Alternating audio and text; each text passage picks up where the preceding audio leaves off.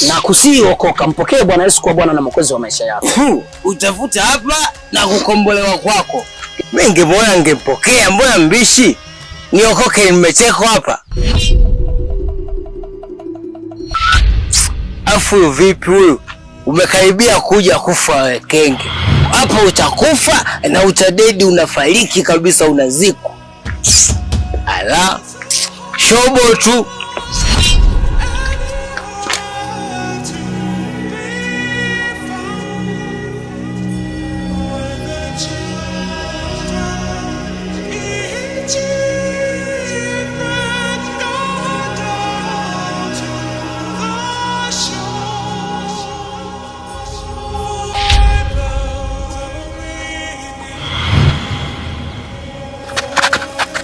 Mchungaji, naomba unisaidie.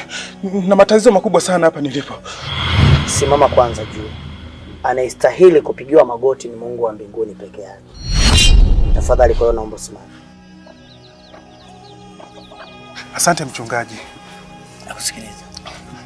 Nilikuwepo nyumbani kwangu. Nikahisi mlango unagongwa. Nilipofungua sikuona mtu yoyote yule. Nikawa nasikia tena mara ya pili sauti akiniita, Kanyangu, Kanyangu, naomba msaada, naomba msaada. Lakini ile sauti ni ya ndugu yangu na alishakufa muda mrefu. Kiukweli mchungaji, nimeogopa sana na ndio maana nimekuja kwako unisaidie. Nipenda kusema jambo moja kwamba umechagua njia iliyo sahihi. Neno la Mungu linasema wote waliomkimbilia Bwana Yesu aliwapa uwezo wa kufanyika wana. Nikimaanisha wana wa Mungu. Umechagua mahala ambapo ni sahihi. Vile vile ukisoma neno la Mungu Luka sura ya 10 mstari ule wa 17 hadi wa 19. Neno la Mungu linasema, ndipo wale 70 waliporudi kwa furaha wakisema, Bwana, hata pepo wanatutii kwa jina lako. Akawaambia, nilimwona shetani akianguka kutoka mbinguni kama umeme. Mstari wa 19 unasema, tazama, nimewapa amri ya kukanyaga nyoka na nge na nguvu zote za yule adui, wala hakuna kitu kitakachowadhuru.